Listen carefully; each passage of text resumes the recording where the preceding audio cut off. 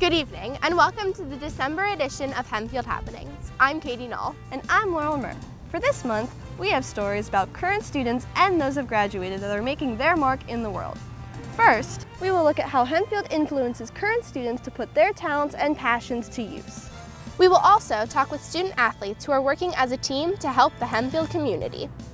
Lastly, we will highlight 4 alumni who have found success and continue to use the skills they acquired at Hempfield. So stay tuned, because this is Hempfield Happenings.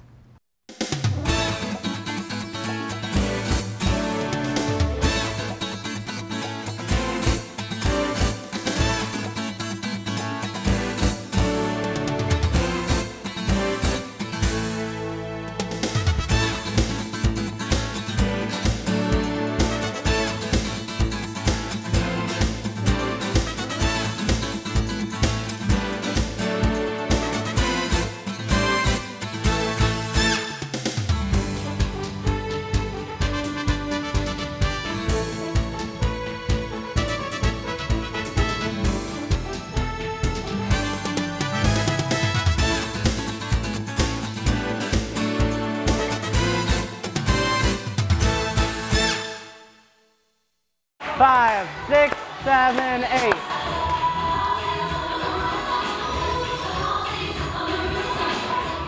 Christopher Lynch is a senior at Hempfield High School who devotes his time to shopping for the needs of the homeless. We are just like one really big group, so we all go shopping for the items for the homeless and come up with different project ideas. The head is my mom and grandmother and my sister, and then we're all just considered like Mychal's messengers.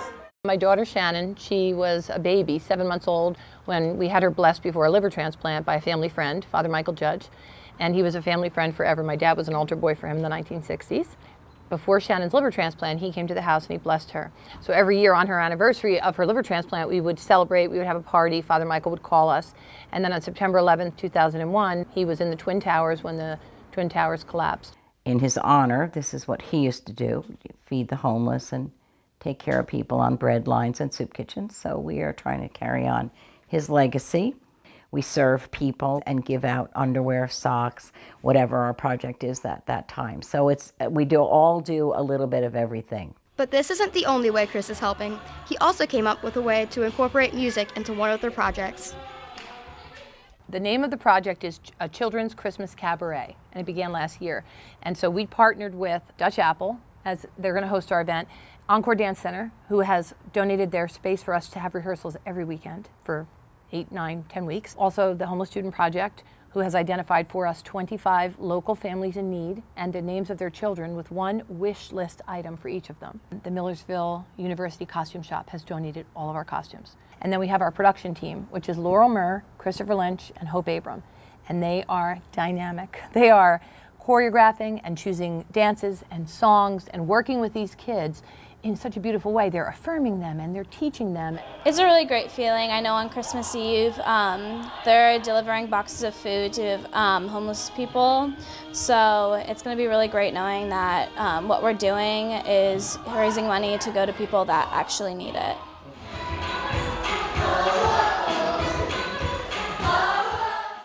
Laurel and Hope and Christopher, I mean, they're amazing. They're absolutely amazing. Their talents are just beyond their years, I believe. It wouldn't work if it wasn't for them really, spearheading it.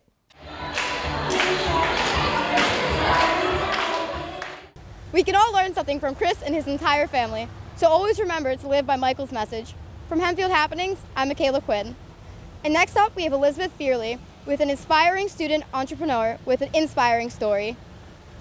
Go ahead, Malcolm.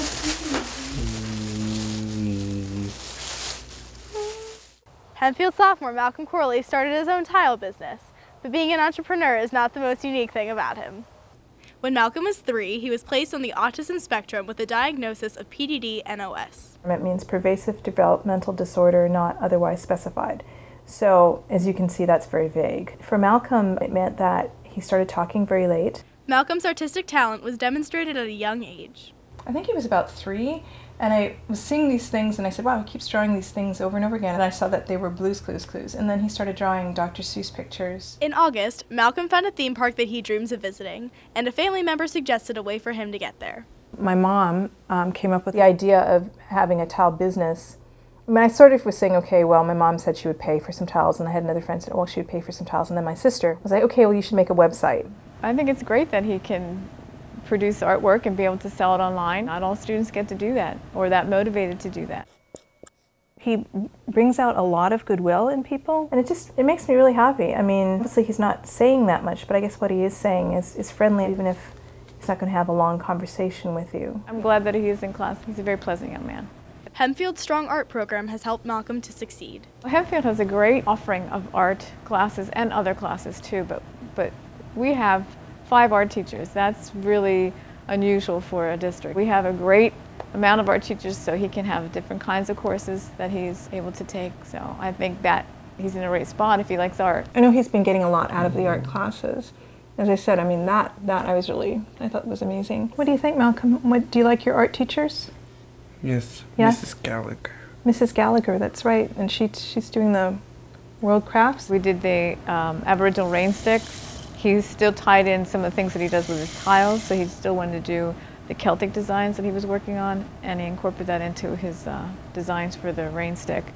But he will be able to look at something like the mask and then be able to reproduce it. And to do that, you have to have a lot of training, like training your eyes to see. So he already has that ability to be able to see something and then reproduce it. I just hope that people will not so much see autistic people as exotic in some way, or maybe in a sort of a condescending way, like, isn't that cute that he does X or Y, because it isn't. He's a skilled artist who is much better at it than a whole lot of other people, and so it's not cute because he's autistic. He just has this particular skill, and he may do other things that are a little bit more childlike, but the two things have nothing to do with each other.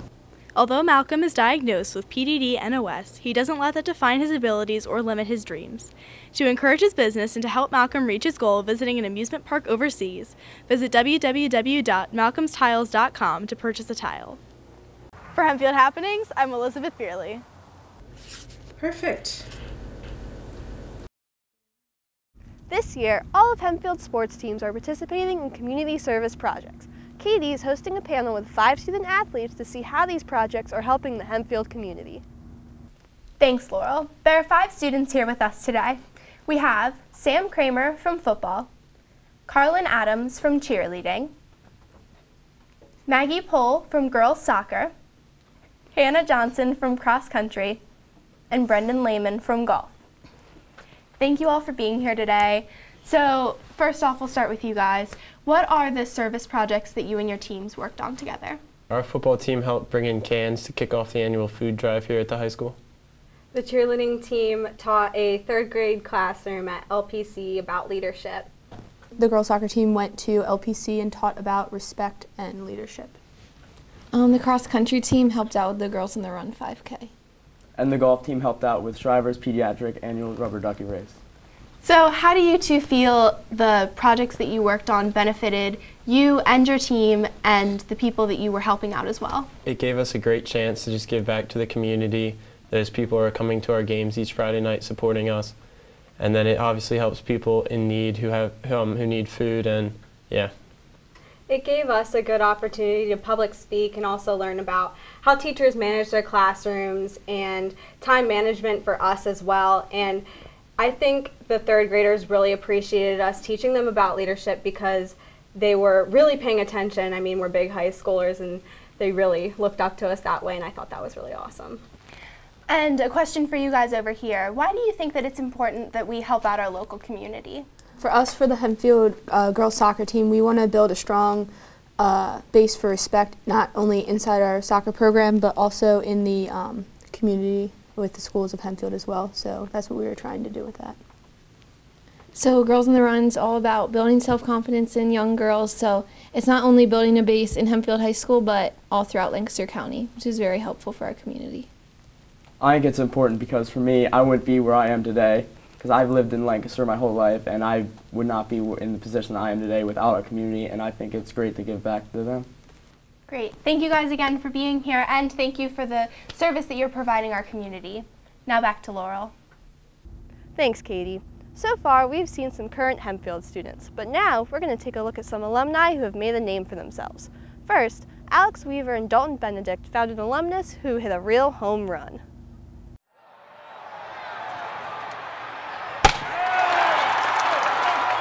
The members of Hempfield's Athletic Hall of Fame all have impressive achievements, but one father-son combination has left their mark far beyond Hempfield. Both Tom and Aaron Herr enjoyed athletic success at Hempfield. I had a wonderful career here at Hempfield. I had an opportunity to compete at a high level because, you know, it's a big school in the area. We had some very good coaching. We had some really good teams the time I went through from 97 to 2000.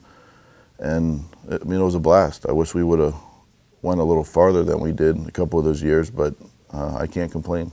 Although their high school careers were similar, their professional careers started very differently. Well, my progression started out as low as you could get. You know, I was an undrafted high school free agent. You really can't start any further at the bottom. With my career, I got recruited out of high school, so I ended up signing my letter of intent with University of Kentucky. But then I got drafted literally I think it was the day before our graduation. Everything fell in place and I ended up going in the first round and ended up signing with the Atlanta Braves. In 1982, Tom achieved the ultimate baseball goal when he won the World Series as a member of the St. Louis Cardinals. Obviously, when you win a World Series, it's a phenomenal accomplishment. It's a euphoric feeling that kind of stays with you forever. I was very young, and I think had I been older or later in my career, I would have really appreciated it and cherished it even more. After Tom retired, he returned back to the school where his career began. I became very involved in athletics here at Hempfield. He actually was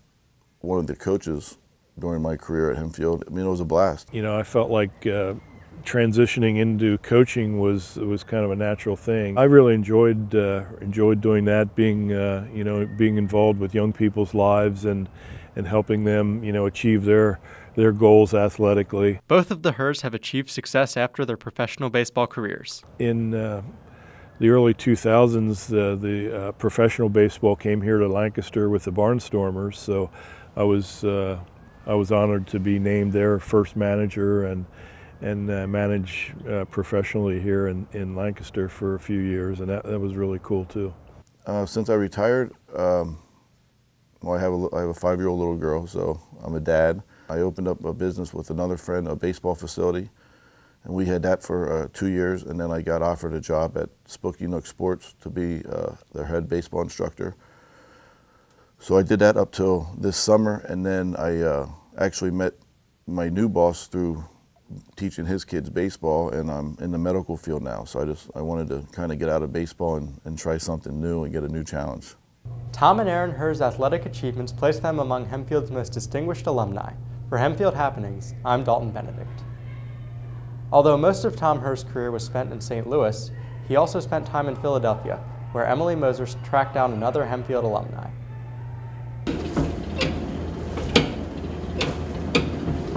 Hi, I'm Joe Beddia, and I am the owner-operator at Pizzeria Beddia. I did a lot of experimentation at home. I had the opportunity to work at a couple pizza places, so I did that for a while. I mean, I have a lot of great memories of Lancaster, and you know, I love going to the Central Market and just being in the outdoor spaces in Lancaster.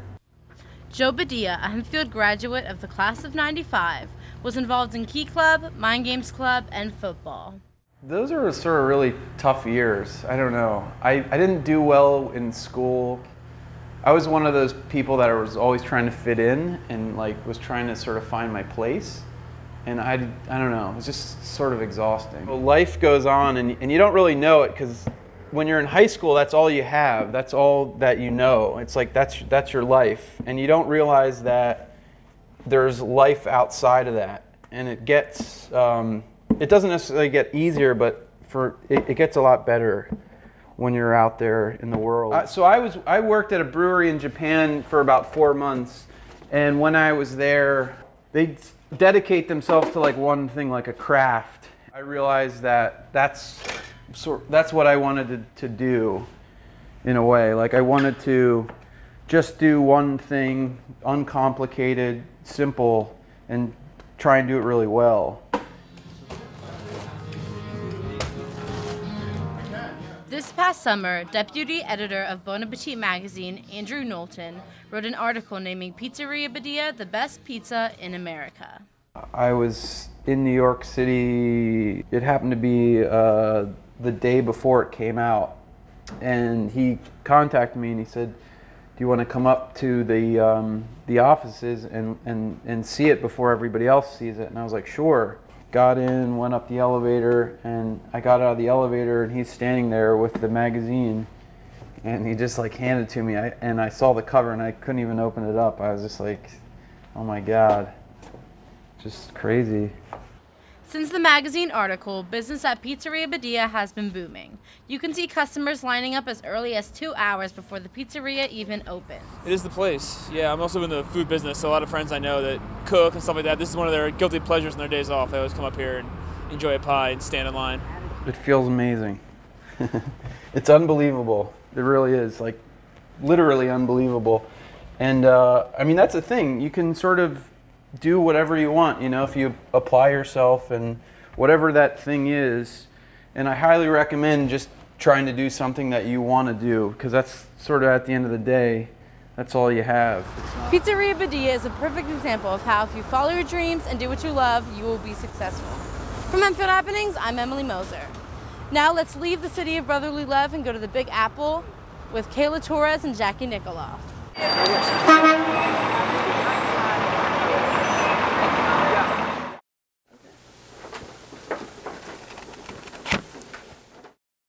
Many Hempfield students dream of leaving Lancaster and moving to a big city. Adam Cornfield makes this dream his reality in New York. Adam graduated from Hempfield in the year 2000, but the school still has an effect on him 15 years later. Oh, Hempfield was good. I mean, I took a lot of AP classes, and it was useful. I thought it was good education. I learned a lot. I ended up applying to Lehigh University up in Bethlehem, Pennsylvania. I really wanted to do like half engineering and half business, and they had a really good program for doing both. So it was cool. A lot of my friends from that went to Wall Street and a lot of like startups. Adam ended up in New York as well. I always kind of knew I wanted to like have a business or do something like that. So I worked in Wall Street for a number of years after college, and that was good, really interesting. But on the flip side, I didn't feel like I was really accomplishing anything. So Joey and I, my co-founder at Baron Fig here, we met like 5 years ago at this kind of like entrepreneur meetup, and that was kind of where Baron Fig started. It took quite a while to get going.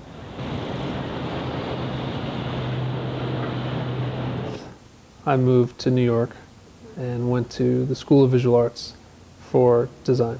When I met Joey, I recognized how talented I thought his design was and how much I liked it.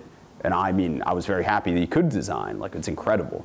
And so he had the observation that everyone had their paper notebook, and every paper notebook was like all over the charts. Some were really good, some people had just kind of a ripped out scrap of paper, and with that, there was a big opportunity to really come up with the tool for thinkers, like a really well-designed paper notebook. Joey made a first prototype from kind of like just a note. He literally took a notebook he had at home, wrapped canvas around it to give it like the first concept. It was super rough, but it gave the first idea. We talked about the notebook. The next week he comes in holding like a real prototype of the book. And then we took that and kind of this incremental steps, 2 books. So then we had 2 books for our first Kickstarter campaign. It did really well. We were trying to raise $15,000. We ended up doing like $168,000. So that was a huge start. In the notebook, this is what we came out with originally in 2013. And the key thing, this one's brand new, but the key thing is the book opens flat. You have to break in the spine a little bit usually, but it opens flat, and so the pages don't pop up on you regardless of where you are.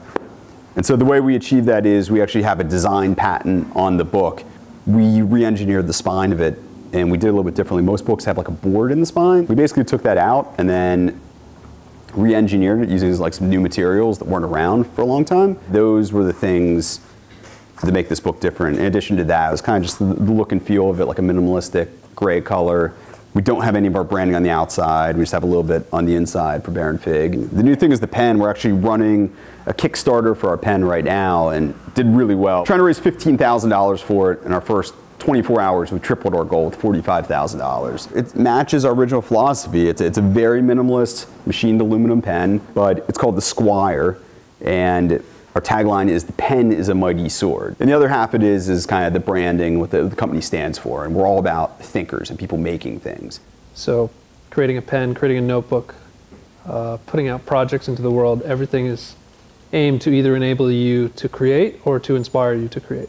People of all walks and types use and love our books. I think Hempfield helped set the stage to kind of realize the world's slightly bigger. I took Spanish classes and won the trip to Spain. It's like here at Bear and Fig, and we traveled overseas for work. We sell books to 30 countries around the world. We wanted to have a campaign or make part of our business that for every confidant sold, we plant a tree.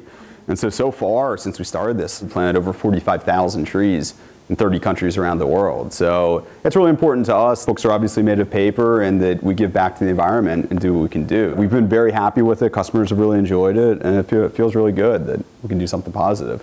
Our mission is to champion thinkers in their journey to create and inspire the world. It's a balance of appreciating what you have and understanding that you've got to take it further, and it's okay to fail.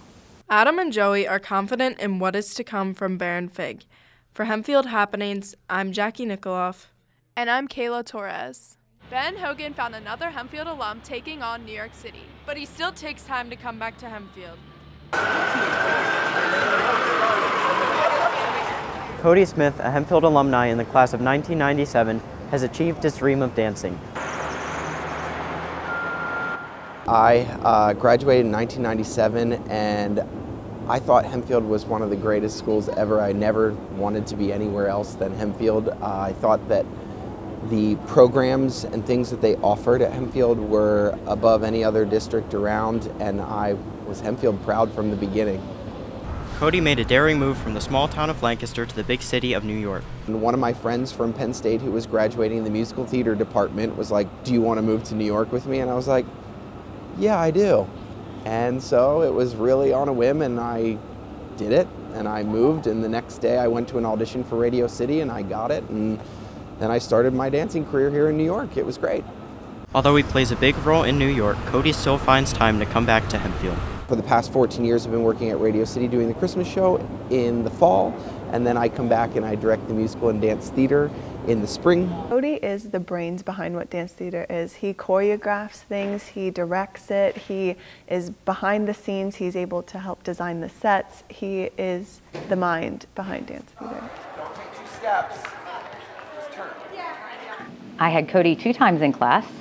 In 1992, right after I started, I had him as a freshman in general science, and then I had him again when he was a junior in my chemistry class. Cody had a personal effect on Mrs. Thompson through her son, Cameron. Cody gave Cameron a lot of confidence, as he does for lots of students. Cameron has no dance training at all, and he believed in Cameron enough and gave him roles to play and gave him the support that he needed so that he was successful. Cody has helped me so much, not just with being able to have fluid movement, but to develop character and to gain confidence in myself and a stage presence that I wouldn't have had before. I think he is a tremendous asset to the school. I think he's an inspiration to a lot of students. He didn't dance. He started his freshman year was the first time he danced, and look where he is now. So I think a lot of the kids look up to him, and they respect him, and they like to do their best for him. I guess I'm still Hempfield proud. I love the teachers, I love the school. I fell in love with theater and dance because of Hempfield, because of the musical and the dance program there. I really found my niche, and I found something that I was good at and that I like to do. Dancing is an important part of Cody Smith's life and has helped him contribute to the Hempfield community. For Hempfield Happenings, from New York City, I'm Ben Hogan. Thanks for watching this month's episode of Hempfield Happenings. I enjoyed learning about all of the current students and alumni who have been so successful and come and gone through Hempfield. I know, it's amazing to think that there are students here that have their own businesses and are so successful. And those that have graduated that have done so much with their lives. Agreed. So thanks for watching, and make sure you stay tuned for next month's episode. For Hempfield Happenings, I'm Laurel Herr. And I'm Katie Null.